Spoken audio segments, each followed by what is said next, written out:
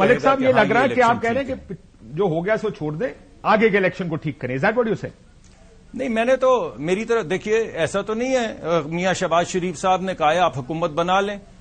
آپ کے پاس اگر آپ کہہ رہے ہیں کہ ہمارے پاس میجورٹی ہے اور یہ آپ کے ساتھ میرے دوست ندیم افضل چند صاحب بیٹھے ہوئے ہیں اور بلاول صاحب نے کہا تھا کہ ہم پی ٹی آئی سے بات کرنے کو تیار ہیں, تو آپ پی ٹی آئی کے ساتھ بات کر کے حکومت بنا لیں.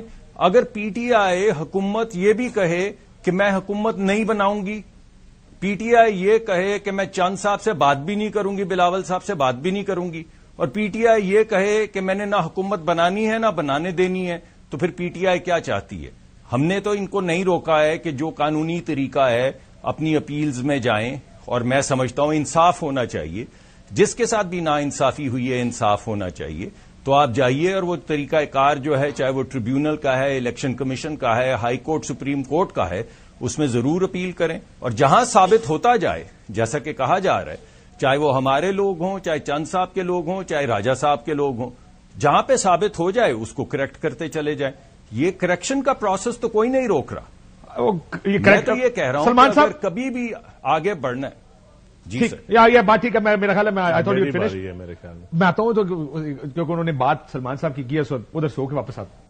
سلمان صاحب وہ کہتے ہیں کہ نظام ٹھیک کرنا پڑے گا, اور یہ بات ٹھیک ہے, بڑے عرصے سے یہ بات ہوتی ہے کہ بہت ہم مٹی پا کے آگے چلنے کی بات کرتے ہیں. جو نظام ٹھیک کرنے کے لیے کیا بیٹھیں گے, کیا کریں گے, ہوگا کہ آپ کے خیال میں پہلے سیشن میں وہی نظر آئے گا جو 2018 کے پہلے سیشن میں نظر آیا تھا, ایک طوفان بدتمیزی اینڈ داندلی ظاہر ہے وہ لاسٹ ٹائم بھی ہوا تھا, تو اب بھی یہی ہوگا. اور جیسے انہوں نے کہا کہ 2018 میں بھی یہی ہوا ہے, 2024 میں بھی سسٹم بیٹھ گئے, تو پھر یہی ریپلیز اسمبلی کے بھی دیکھنے کو ملے گا. دیکھیں, یہ تو مجھے نہیں پتا کہ اسمبلی میں کیا ہوگا, لیکن جو یہ نظام کو ٹھیک کرنے کی بات ہے یہ گہری بات ہے. یہ صرف کوئی تکنیکی معاملہ نہیں ہے کہ آر ٹی ایس ٹھیک کر دیا جائے. کیوں انٹرنیٹ اس دن بند ہو گیا, کیوں اس دن ٹیلی فون کے جو ڈیٹا پیکج تھے وہ بند ہو گئے. اگر یہ نہ ہوا ہوتا, میری نظر میں سب سے بڑی وجہ اس دن دھاندلی کی یہ ہوئی, پولنگ اسٹیشن سے براہ راست اگر نتیجہ فارم 45 بھیج دیا گیا ہوتا الیکشن کمیشن اور دیگر جو ادارے ہیں, تو ایک دستاویز موجود ہوتی جس کو بدلنا ممکن نہ ہوتا. تو ایسی بہت سی باتیں ہیں جن کو ہمیں دیکھنا پڑے گا کہ یہ نظام کیوں فیل ہو جاتا ہے, اس کو فیل کون کراتا ہے. تو جب تک ہم اس جگہ نہیں پہنچیں گے, اس وقت تک ہم جو بھی نظام بنائیں گے وہ فیل ہوتا رہے گا. تو یہ ایک بڑا بنیادی معاملہ ہے نظام کے فیل ہونے کا.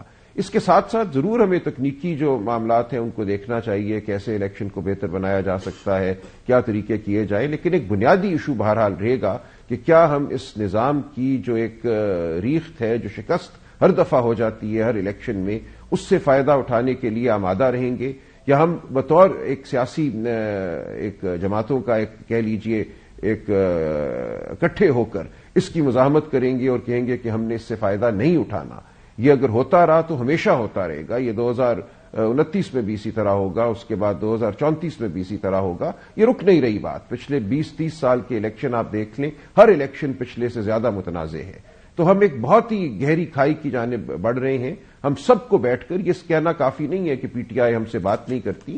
اب آپ اگر حکومت سازی کر رہے ہیں, اگر آپ نے ایک اکثریت بنا لی ہے, تو آپ کا یہ فرض بنتا ہے کہ آپ اس بات کی تہہ تک پہنچے اور آئندہ کے لیے نظام کو ٹھیک کریں, اور نظام کو خراب کرنے والے جو ہیں ان سے بھی گفتگو کیجیے, مکالمہ کیجیے اور اس بات کو روکیے. چند صاحب, یہ چیلنج تو آپ دونوں جماعتوں کا, بڑی جماعتوں کا ہوگا. پیپلز پارٹی تو ہمیشہ سے یہ نظام بہتر کرنے کی اور نظام کی, اگر کہا جائے ماضی میں یہ نظام کی فائرنگ رینج میں رہی ہے. اس قسم کے مین وکٹم ہی پیپلز پارٹی ہے. زندگیاں دینے سے بڑی کیا قربانی ہوتی ہے. دیکھیں نا, کسی نے یہ تو سیٹوں پہ رو رہے ہیں, ہم تو جانے دی ہیں اس نظام کے پیچھے, شہادتیں دی ہیں, خون دیا ہے, لوگوں نے کوڑے کھائے ہیں, لوگوں نے پتہ نہیں کتنی جوانیاں برباد کی ہیں. دوسرا میرا سلمان صاحب سے بڑا ایک مودبانہ سوال ہے کہ کسی وقت اپنی وہ لسٹ دے دیں مجھے کہ کون سی سیٹیں ان کے پیپلز پارٹی نے چھینی ہیں, کے پی کے میں, پنجاب میں, رورل سندھ میں, یا کراچی میں, یا بلوچستان میں. وہ سیٹوں کی وضاحت ذرا ہمیں کر دیں کہ یہ سیٹیں ہم سے چھین کر پیپلز پارٹی کو دی گئی ہیں. ذرا تھوڑا سا پولیٹیکل رکھنا چاہیے, فرق رکھنا چاہیے. دوسری بات, دوسری آپ نے نظام کی بات کی ہے, بات بالکل ڈاکٹر مصدق صاحب کی ٹھیک ہے. میں ایک حوالے سے کہ کہ ہم ہر الیکشن پہ رونا ایک نہ ایک جماعت روتی ہے، لیکن اس دفعہ ٹھیک روتے ہیں، بالکل ٹھیک روتے ہیں، بالکل پولیٹیکل انجینئرنگ ہوتی ہے. یہ میں جھوٹ کیوں ماروں، میں خود اس کا شکار بھی ہوں اور میں نے لوگوں کو شکار ہوتے ہوئے بھی دیکھا ہے. لیکن کیا اس کو ہم نے ٹھیک کس طرح کرنا ہے؟ یہاں تو آپ کہیں کہ پولیٹیکل کلاس آپس میں لڑتی رہے، بند گلی میں چلی جائے اور آپس میں بیٹھ کے بات نہ کرے اور پھر ہم دوسروں کو تانے دیتے رہیں. ایسا نہیں ہوتا. ہم دوسروں سے بات بھی کر لیتے ہیں، آپس میں بات نہیں کرتے. اس کا مطلب ہے کہ ذمہ دار تو ہم خود ہوئے. کس نے ہمیں منع کیا آپس میں بات کرنے کو؟ ہر چیز کا ڈائلاگ سے حل نکلتا ہے، ہر چیز کا ڈائلاگ سے حل نکلتا ہے. اور میں سمجھتا ہوں کہ الٹیمیٹلی اصولوں پہ ڈائلاگ تو ہو بھی سکتا ہے نا جی. سر دنیا میں مجھے پارلیمان یہ جو سسٹم ہے گورنمنٹ کا جو ہمارے ہاں، یہ مجھے ڈائلاگ کے بغیر دنیا میں کوئی ایسا نظام دکھا دیں جس میں جمہوریت ہو اور بات چیت نہ ہو.